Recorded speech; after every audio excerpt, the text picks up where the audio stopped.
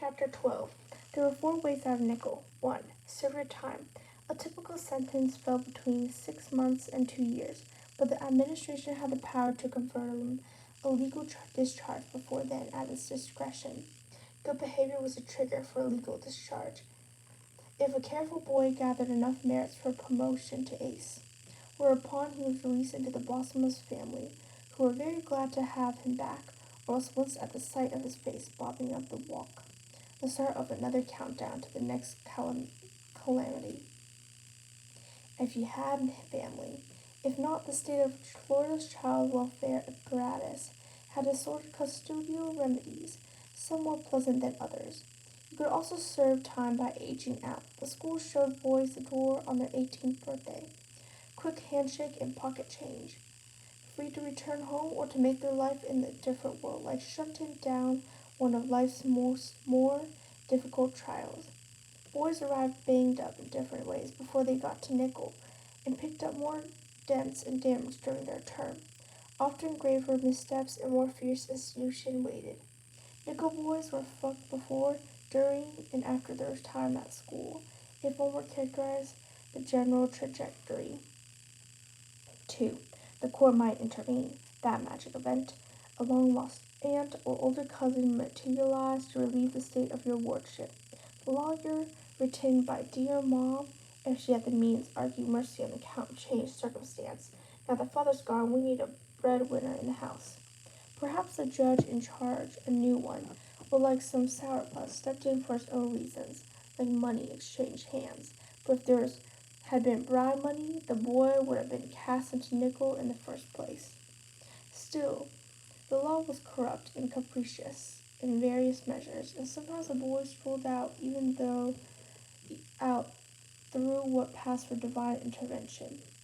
3. You could die, of natural causes even, if abetted by unhealthy conditions, malnutrition, and the pitiless constellation of negligence. In the summer of 1945, one young boy died of heart failure while locked in a sweatbox, a popular corrective at that time, and the medical examiner called it natural causes. Imagine baking in one of those iron boxes until your body gave out. Rung, influenza, tuberculosis, pneumonia kill their share, as did accidents, drownings, and falls. The fire of 1921 claimed 23 lives. Half the dormitory exits were bolted shut, and the 2 boys in the dark third-floor cells were prevented from escaping. The dead boys were put in the dirt of Boot Hill, or released into the care of their family. Some deaths were more nefarious than others. Check the school records, incomplete as they may be. Blunt trauma, shotgun blast. In the first half of the 20th century, boys who had been leased out to local families wound up dead sometimes. Students were killed while on unauthorized leave. Students were run over by trucks. These deaths were never investigated.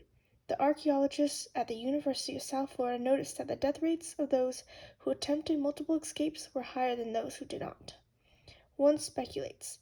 As for the unmarked graveyard, it kept its secrets closed. 4th, finally, you could run. Make a run for it and see what happened. Some boys escaped in silent futures, under different names in different places, living in shadow, dreading from the rest of their lives the day nickel caught up with them. Most often, runners were captured, taken for a tour of the ice cream factory, and then ushered into a dark cell for a couple of weeks of attitude adjustment. It was crazy to run, and crazy not to run. How could a boy look past the school's property line, see that free and living world beyond, and not contemplate a dash to freedom? To write one's own story for once, to forbid the thought of escape, even that slightest butterfly thought of escape, was to murder one's humanity. One famous nickel escapee was Clayton Smith, his story wending its way through the years. The supervisors and housemen made sure of its longevity. It was 1952. Clayton was not the most likely runaway, not bright or hale, defiant or spirited. He simply lacked the will to endure. Ground down plenty before he stepped on campus, But Nickel magnified and refined the cruelty of the world, opening his eyes to the bleaker wavelengths. If he'd suffered all this in his 15 years, what more lay in store? The men in Clayton's family shared a strong family resemblance. Neighborhood folks recognized them immediately from their hawkish profiles, light brown eyes, the fluttering way they moved their hands and mouths when they talked. The similarities persisted beneath the skin, for Smith men were neither lucky nor long-lived. With Clayton, there was no mistaking the resemblance. Clayton's daddy had a heart attack when the boy was 4 years old. His hand, a claw on the bed sheets, mouth wide, eyes wide. At 10, Clayton left school to work in Manchester orange groves, following his 3 brothers and 2 sisters, the baby of the family, pitching in. His mama's health failed after a bout of pneumonia, and the state of Florida assumed guardianship. Scattered the children. In Tampa, they still called Nickel the Florida Industrial School for Boys. It had a reputation for improving a young man's character, whether he was bad seed or simply had no other place to go. His older sisters wrote him letters that his fellow students read to him. His brothers went this way and that, swept up. Clayton had never learned to fight, nor with older siblings around to cow the bullies. At Nickel, he fared poorly in the skirmishes. The only time he felt good and level was when he worked in the kitchen peeling potatoes. It was quiet then, and he had a system. The house Father Roosevelt at that time was named Freddie Rich, and his employment history was a map of helpless children. Mark G. Giddens' house, the Gardenville School for Young Men, St. Vincent Orphanage over in Clearwater, the Nickel Academy for Boys. Freddie Rich identified candidates by their gait and posture. Administration files strengthened the argument, and their treatment by the other boys provided final confirmation. He made quick work of young Clayton, his fingers finding 2 vertebrae that told the boy, now. Freddie Rich's quarters were up on Roosevelt's 3rd floor, but he preferred to take his prey to the basement of the white schoolhouse in keeping with Nickel tradition. After that last trip to Lover's Lane, Clayton was done. The 2 supervisors who caught him crossing campus that night were accustomed to seeing the boy walking back to the dormitory unescorted. They let him pass. He had a head start. The boy's plan involved his sister Belle, who landed at a home for girls on the outskirts of Gainesville. In contrast with the rest of the family, she enjoyed improved circumstances. The people who ran the home were a kindly sort, enlightened when it came to racial matters. No more corn smash and frayed dresses. She was back in school and only worked on weekends, when she and the other girls took in mending. When she was old enough, she wrote Clayton. She'd come for him and they'd be together again. Belle had dressed and bathed him when he was little, and all notions of comfort in his life were in allusion to those early half-remembered days. The night of his escape, he got to rim off the swamp, where common sense told him to enter the dark water, but he couldn't bring himself to do it. Too forbidding between the phantom's murk and animal symphony of sex and aggression. The dark had always terrified Clayton, and only Belle knew the songs that soothed him, cradling his head in her lap as he wound her braids in his fingers. He headed east to the edges of the lime fields until he got to Jordan Road. He crept in the woods along the road, through first light and into the afternoon. Every car sent him into the burrs and underbrush. When he couldn't take another step, he hid under a lonesome gray house and squatted in the fetid water of the crawl space. Bugs made supper of him, and he caressed the bumps on his skin to see how much he could smooth them without scratching them open. The family returned home, a mother and father and teenage girl whom he only saw the feet and knees of. The girl was pregnant, he learned, and this had upturned the order. Or the house had always been a storm, and this was the same weather. He slithered forth when the bickering stopped, and they slept. The side of the road was gloomy and fearsome, and the boy had no idea about the direction of travel, but he was unconcerned. Long as he didn't hear hunting dogs, he was okay.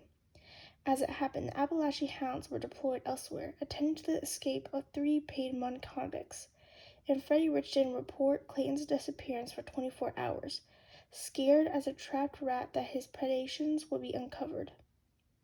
He missed He dismissed from previous jobs, and he liked the easy bounty of his latest post. Had Clayton ever been alone?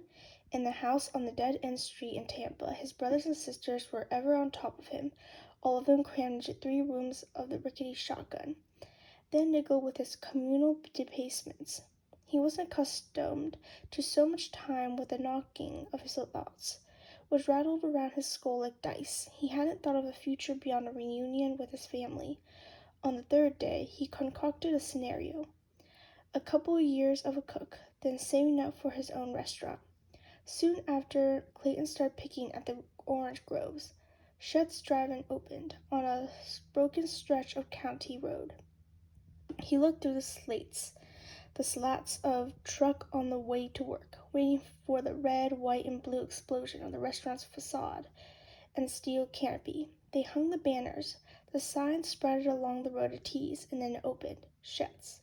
The young white waiters and waitresses wore smart green and white striped jumpsuits and smiled as they ferried burgers and shakes out to the lot. The slick jumpsuits encoded virtues, industry, self-reliance. Those fancy cars and the hands sticking out to receive. It was inspiring. True, Clayton had never eaten in a restaurant and overesteemed the grandeur of the joint, and perhaps his hunger nourished the idea of owning a dining establishment. As he ran the vision of his restaurant, walking among the customers to ask how they enjoyed the meal, checking the day's receipt in the back office like he'd seen in the movies, he kept pace with him. On the 4th day, he was far enough that he decided to hitch. His nickel dungarees and work shirt were a sight. He wore clothes from a clothesline after he saw a battered pickup grind away from a big white farmhouse. He cased the house for a spell and snatched overalls and a shirt when he thought it was safe. An old woman on the 2nd floor watched him lope out of the woods and grab them. The work clothes had her late husband's and repurposed by her grandson. She was glad to watch them go because it pained her to see them on another person, especially her son's boy, who was cruel to animals and a blasphemer. He didn't care where his ride was, as long as it took him a couple of hours' distance. Clayton was starving. He'd never gone this long without eating, and didn't know how to remedy that. But miles were the most important thing. Not many cars passed, and the white faces scared him, even if he was bold enough to take to the asphalt. There were no Negro drivers. Maybe Negroes didn't own cars in this part of the state. He finally forced himself to stick out his thumb when a white Packard with midnight blue trim rounded the bend. He couldn't see the driver, but Packards were the first cars he learned to recognize, and he had a fondness for them. The driver was a middle-aged white man in a cream-colored suit. Of course it wasn't Blaine, a white man. How could it be otherwise in that car? He wore his blonde hair parted in silver squares of hair at the temples. His eyes changed from blue to ice white behind his wire-framed eyeglasses, depending on the sun. The man looked Clayton up and down. He beckoned the boy inside. "Where are you headed, boy?" Clayton said the first thing that popped into his head. Richards, the name of the street he grew up on. "I don't know it," the white man said. He mentioned a town Clayton had never heard of, and said he'd take him as far as he was going. Clayton had never been in a Packard before. He rubbed the fabric next in his right thigh, where the man couldn't see.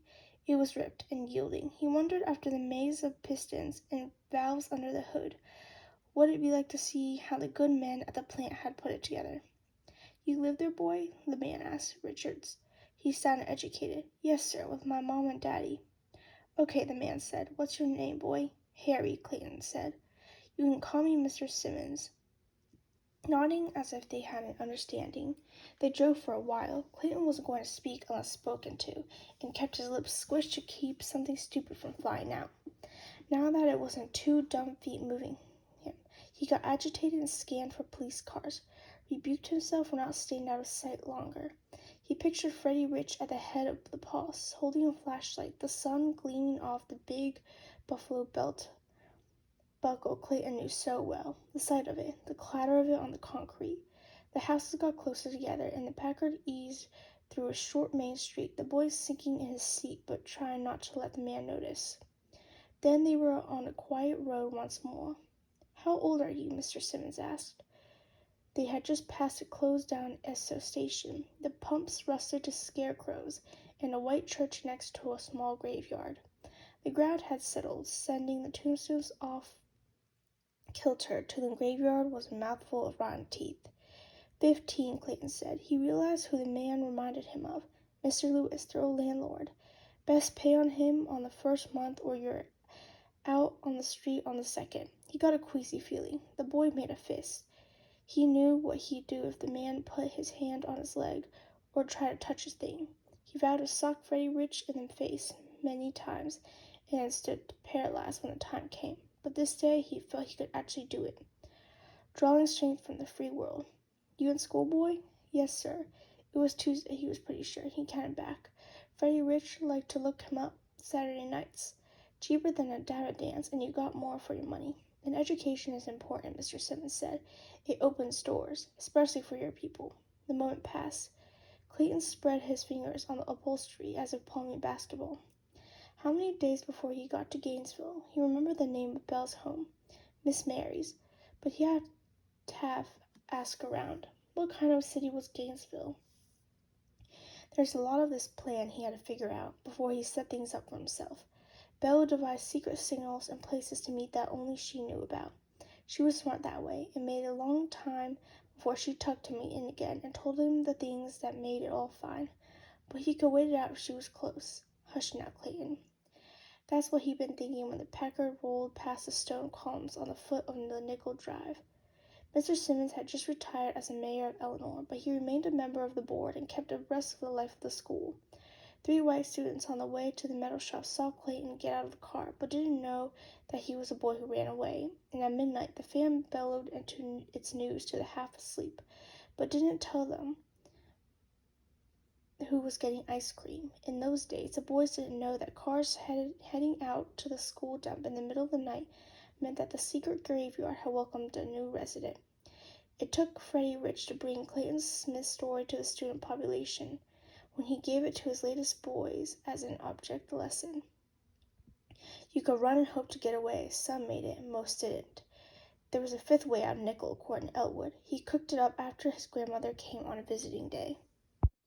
It was a warm February afternoon, and the families gathered at the picnic tables outside the dining hall. Some boys were local, and their mothers and fathers appeared every weekend with sacks of food, new socks, and news from the neighborhood. But the students came from all over the state, Pensacola to the Keys, and most families had far to travel if they wanted to see their wayward sons. Long trips on stuffy buses, warm juice, and sandwich crumbs tumbling from the wax paper on the laps. Work intervened. Distance made visits impossible, and there were some boys who understood that their families had washed their hands of them. On visiting days, after services, the housemen informed the boys whether or not anyone was coming up the hill. And if no one was coming, the boys busied themselves on the playing fields or found distraction at the tables of the wood shop or in the swimming pool. White kids in the morning, colored kids in the afternoon, and averted their eyes from the reunions up the hill. Harriet made the trip to Eleanor twice a month, but had missed her last visit because of sickness. She sent a letter telling Elwood it was a chest cold and included some newspaper articles she thought he'd like, an account of a Martin Luther King speech in Newark, New Jersey, and a big color spread on the space race. She looked years older, walking slowly toward him. Her illness had stolen from her already slight frame, her collarbones tracing a line across her green dress. When she spotted Elwood, she halted and let him come close for an embrace. It bought her a moment of rest before the final steps to the picnic table he staked out. Elwood held her longer than usual, nuzzling into her shoulder. Then he remembered the other boys and withdrew. Best not to show too much of himself. It had been a long wait for her return, and not just because she had promised some good news the next time she went to Tallahassee. His life at Nickel had slowed to an obedient shuffle. The period after New Year's was unremarkable. The Eleanor deliveries cycled through the regulars a few times, and Elwood knew what to expect at each stop, even reminding Harper more than once that this Wednesday was a top shop and the restaurant beat, like he'd help out. Mr. Marconi back in the tobacco shop. The dormitories were quieter than they'd been through the fall. Fistfights and scuffles were rare, and the White House remained unoccupied. Once it was clear that Earl wasn't going to kick the bucket, Elwood and Turner and Desmond forgave Jamie. Most afternoons they played Monopoly, their game a conspiracy of house rules, obscure covenants, and revenge. Buttons replaced the lost tokens. The more routine his days, the more unruly his nights. He woke after midnight when the dormitory was dead, starting at imagined sounds. Footsteps on the threshold, leather slapping the ceiling. He squinted at the darkness. Nothing. Then he was up for hours in a spell, agitated by rickety thoughts and weakened by an ebbing of the spirit.